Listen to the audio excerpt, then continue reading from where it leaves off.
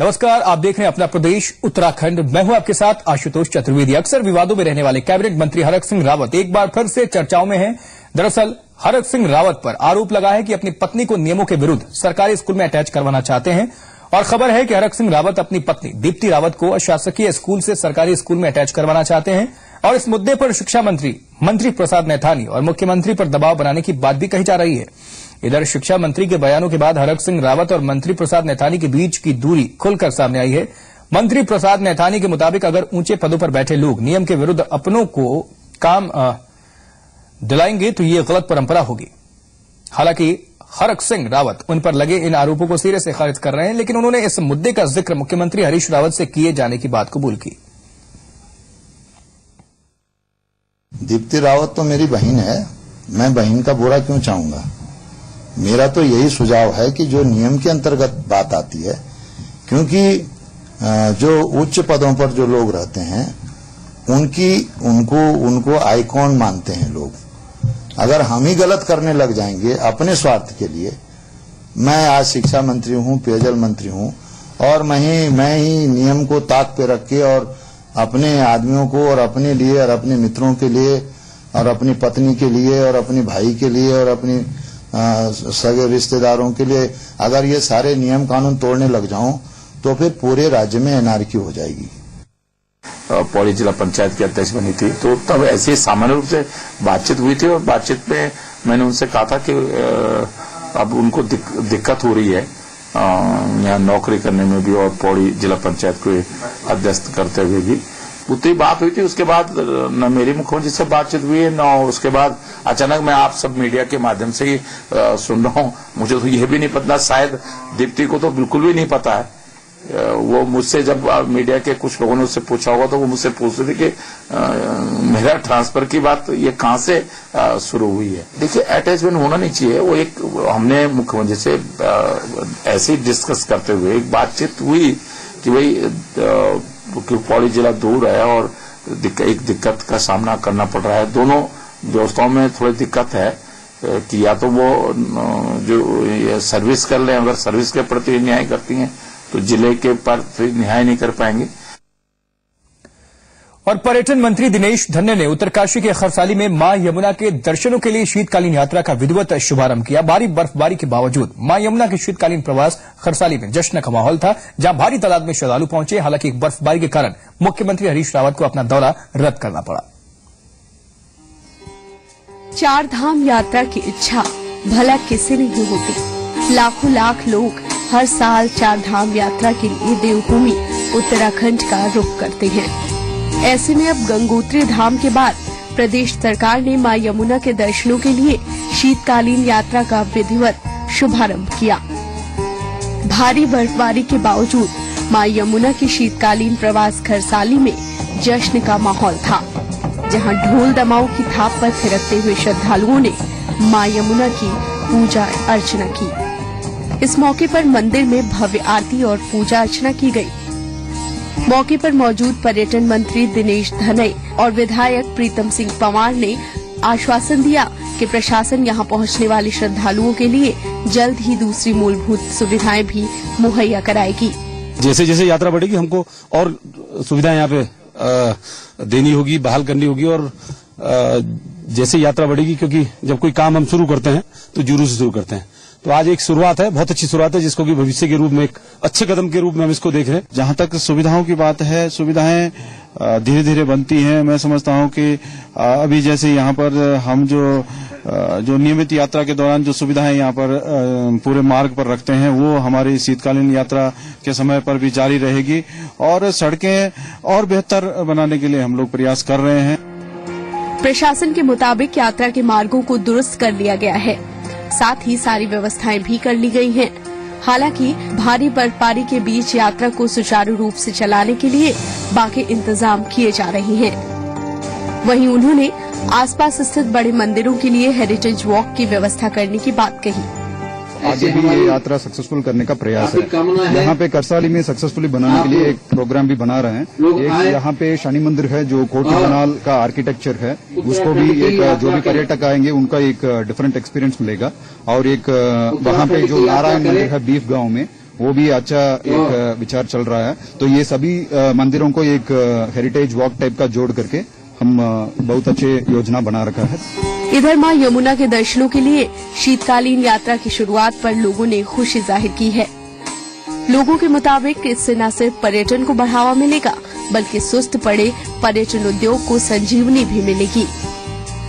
जो हमारी शीतकालीन यात्रा का जो आगाज था वो बिल्कुल एकदम सही दिशा में जाएगा, क्योंकि ऊपर वाले ने भी इसको स्वीकार कर दिया। समय बिल्कुल एकदम सूखा था और आज देखो कि फूलों की वर्षा ऊपर से हो रही है, तो कोई दिक्कत नहीं। हमारी जो तैयारियां थी वो थी और रहेंगी। देवभूमि उत्तराखंड में हर साल लाखों की तादाद में श्रद्धालु यहाँ का रुख करते हैं, लेकिन 16-17 जून को आई आपदा में केदार घाटी तहस नहस हो गई थी। आसमान से टूटे इस कहर में केदार नगर तबाह हो गया था, जिसका असर 2014 में चारधाम यात्रा पर साफ तौर पर देखा गया। हालांकि भारी बर्फबारी के बावजूद मां यमुना के दर्शनों के लिए शीतकालीन यात्रा की शुरुआत के बाद प्रदेश सरकार को उम्मीद है कि जल्द ही देवभूमि एक बार फिर से यात्रियों की आवाजाही से गुलजार होगी। उत्तरकाशी से देवेंद्र रावत के साथ ब्यूरो रिपोर्ट, सी मीडिया। और उत्तराखंड में उच्च हिमालयी क्षेत्रों में मौसम काफी सुहावना हो गया है। कई जगहों पर भारी बर्फबारी हुई है और हम आपको अब 3 जगहों की तस्वीरें दिखा रहे हैं। पहली तस्वीर है रुद्रप्रयाग। रुद्रप्रयाग और आसपास के इलाके आज बर्फ की चादर से ढक गए। कोहरे और शीतलहरी के चलते यहां ठंड काफी बढ़ गई है। वहीं केदारनाथ में -6 डिग्री तक तापमान दर्ज किया गया है।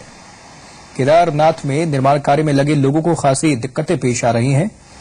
दूसरी तस्वीर उत्तरकाशी के खरसाली की है, जहां आज सुबह से ही बर्फबारी हो रही है।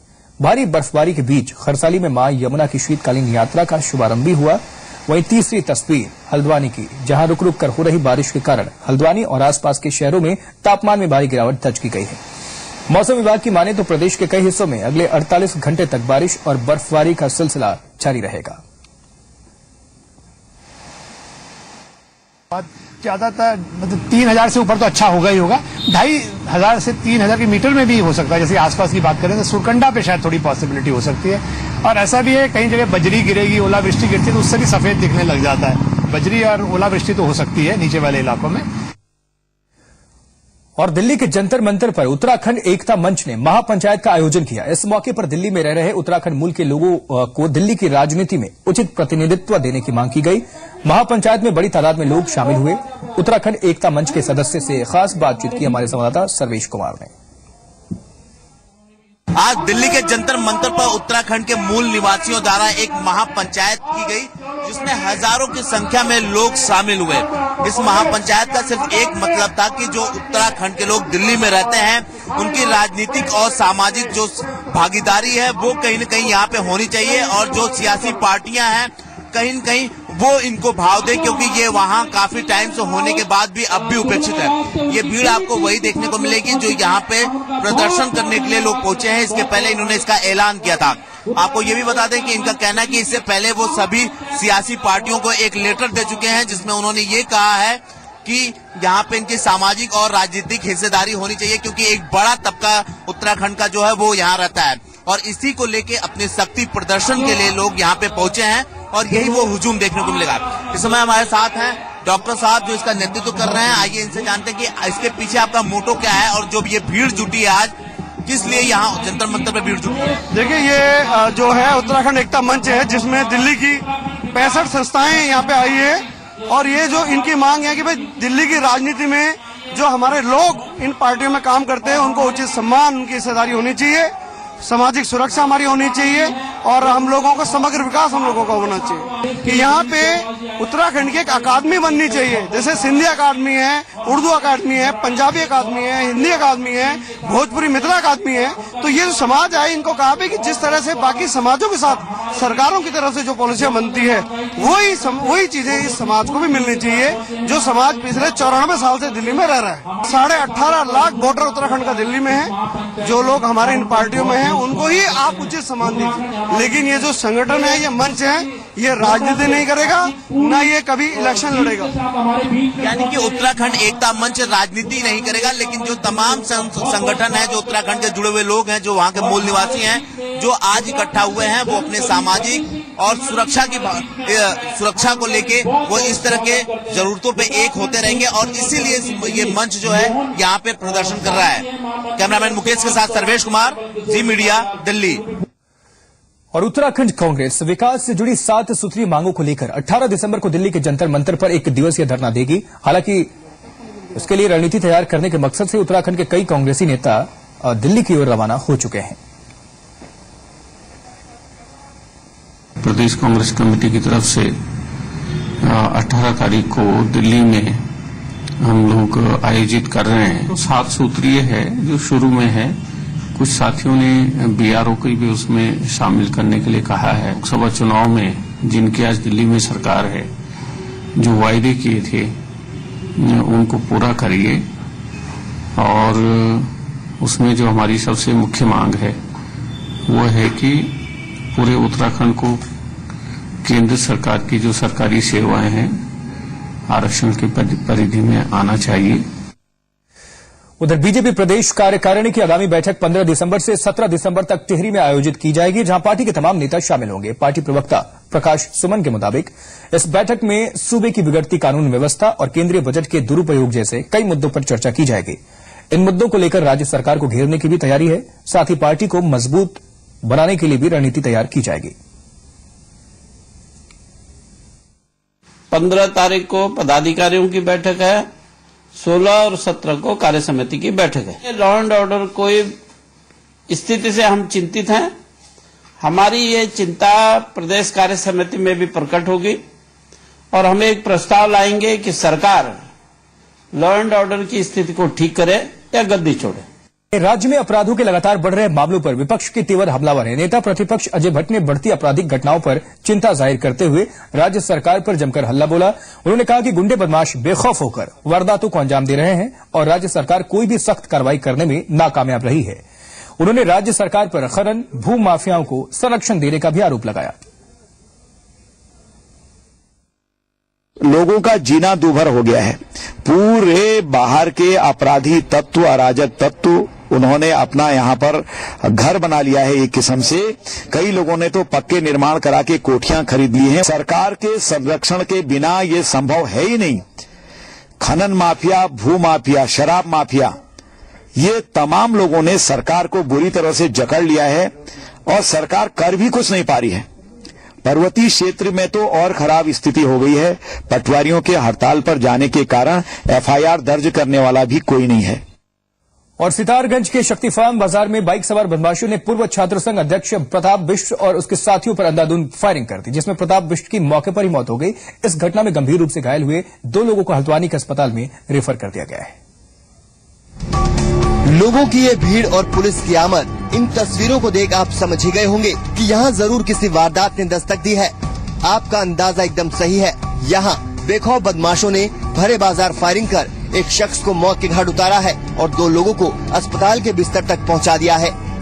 वारदात सितारगंज से सामने आई है, जहां कुछ बदमाशों ने पूर्व छात्र संघ अध्यक्ष प्रताप और उसके कुछ साथियों को अपना निशाना बनाया। शनिवार शाम प्रताप बिष्ट जब अपने साथियों के साथ शक्ति फार्म बाजार की एक दुकान में बैठा था, तभी 3 बाइक सवार बदमाशों ने उस पर और उसके दोस्तों पर ताबड़तोड़ फायरिंग कर दी, जिससे प्रताप की तो मौके पर मौत हो गई और उसके 2 साथी गंभीर रूप से घायल हो गए। धक्का मारा, आगे जाओ, वो आगे बड़े लोगों के पीछे चिपट गया। भागते गए, हम भागते गए, दुकान के अंदर भाग रहे थे। पुलिस को जैसे ही इस वारदात की सूचना मिली, पुलिस मौके पर पहुंची और तफ्तीश शुरू की। पूर्व छात्र संघ अध्यक्ष और उसके दोस्तों पर फायरिंग किसने और क्यों की, ये तो जांच के बाद ही मालूम चलेगा, लेकिन पुलिस इस मामले को आपसी रंजिश से जोड़कर भी देख रही है। देखिए बहुत जल्दी है अभी, लेकिन जो लाइन हमको पता लगी है उसको हम डेवलप करेंगे और हमारी कोशिश होगी कि उसको हम जल्दी से जल्दी आज शाम तक। अभी हमारी टीम आ रही है, एफएसएल की टीम आ रही है, साइंटिफिक एविडेंस के लिए टीम भी आ रही है, वो इस काम को करेगी। और बाकी जो सूचना है, जो हमको जानकारी हुई है प्रिलिमिनरी, उसको हम डेवलप करेंगे। थाना सितारगंज में आप लोगों से बातचीत करेंगे। सितारगंज के सबसे व्यस्तम इलाके में हुई इस वारदात के बारे में जिसने भी सुना वो दंग रह गया, क्योंकि जिस तरह से दिन दहाड़े इस हत्या को अंजाम दिया गया है, उससे ये साफ है कि यहाँ बदमाशों को पुलिस का जरा भी खौफ नहीं है। सितारगंज से धीरेन्द्र गौड़, जी मीडिया। और उत्तराखंड में स्वास्थ्य सेवाओं का बुरा हाल है, जिसका खामियाजा मरीजों को भुगतना पड़ता है। उत्तरकाशी के जिला अस्पताल में जहां एक तरफ डॉक्टर्स और स्टाफ की भारी कमी है, तो इन लोगों को अस्पताल में दवाएं तक नसीब नहीं हो पाती। रिपोर्ट देखिए।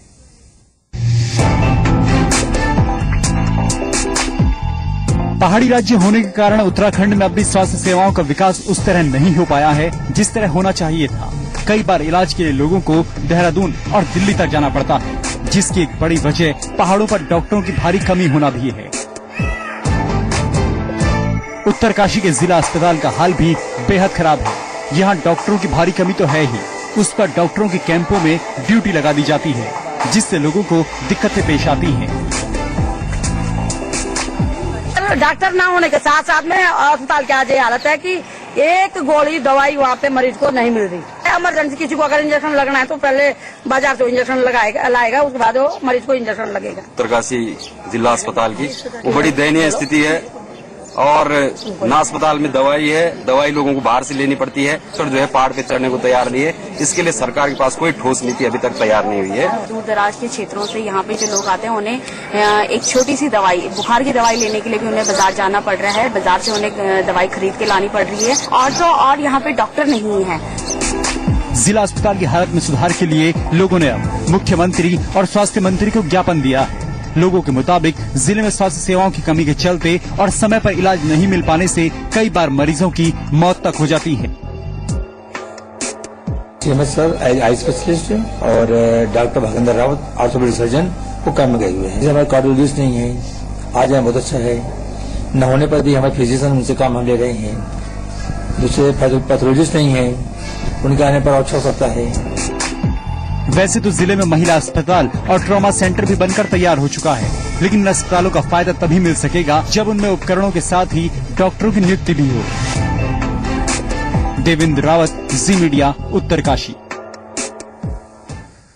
तो श्रीनगर मेडिकल कॉलेज में फर्जी तरीके से एडमिशन लेने वाले छात्रों का मुद्दा गर्माता जा रहा है। छात्रों ने खुद को बेगुनाह साबित करने के लिए नैनीताल हाईकोर्ट में याचिका दायर की है, जिस पर सुनवाई करते हुए हाईकोर्ट ने कॉलेज को छात्रों की वापसी और उनकी पढ़ाई जारी रखने के आदेश जारी किए। हाईकोर्ट ने कॉलेज को निर्देश दिया है कि जब तक छात्रों के खिलाफ पुख्ता सबूत नहीं मिल जाते तब तक इनकी पढ़ाई जारी रखी जानी चाहिए। बता दें आपको कि श्रीनगर मेडिकल कॉलेज के 18 छात्रों पर फर्जी तरीके से एडमिशन लेने का आरोप था। जांच के दौरान 4 छात्र खुद कॉलेज छोड़कर चले गए थे, लेकिन 14 संदिग्ध छात्रों को कॉलेज प्रबंधन ने बाहर का रास्ता दिखाया था। हाईकोर्ट का निर्देश ये है कि जब तक उनका पूरी तरह से जो है उनकी जांच नहीं हो जाती है, जो थंब इम्प्रेशन थे उनका कहना था कि ये ऑथेंटिक लैब से नहीं कराए गए थे, तो उस बेसिस पे हाईकोर्ट ने कहा है कि जब तक इनका पूरी तरह से जांच नहीं हो जाती है तब तक इन्हें कॉलेज में बैठने दिया जाए। और प्रदेश भर से नए सदस्य बनाने के मकसद से बीजेपी ने श्रीनगर में सदस्यता महाअभियान का आयोजन किया और कार्यक्रम में बीजेपी के प्रदेश अध्यक्ष तीरथ सिंह रावत ने भी शिरकत की। कार्यक्रम का मुख्य उद्देश्य बीजेपी पदाधिकारियों को ऑनलाइन रजिस्ट्रेशन संबंधी सुविधाओं से रूबरू कराना और ज्यादा से ज्यादा युवाओं को पार्टी से जोड़ना था। तीरथ सिंह रावत के मुताबिक 31 मार्च 2015 तक इस अभियान को चलाया जाएगा, जिसमें ज्यादा से ज्यादा युवाओं को पार्टी से जोड़ने की कोशिश होगी। बता दें आपको कि 18 दिसंबर को देहरादून में भी बीजेपी सदस्यता महाअभियान आयोजित करेगी।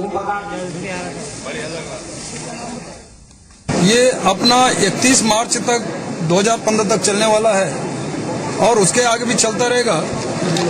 इसमें ऑनलाइन फोन के द्वारा, रसीदों के द्वारा सीधा व्यक्ति तक जाना, श्रेष्ठ बनाना, जिस प्रकार नरेंद्र भाई मोदी जी ने, राष्ट्रीय अध्यक्ष जी ने एक आह्वान किया है कि आम व्यक्ति तक पहुंचना श्रीनगर में है और उसके बाद फिर आपका देहरादून में है 18 तारीख को। ऐसे 5 जिलों का ऐसे ये कार्यक्रम अल्मोड़ा में भी आज को है, तो इस प्रकार का कार्यक्रम ये चल रहा है।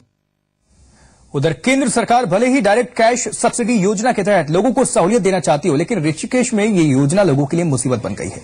एलपीजी पर सब्सिडी का लाभ लेने के लिए लोग गैस एजेंसी ऑफिस में लंबी कतारों में घंटों खड़े रहे।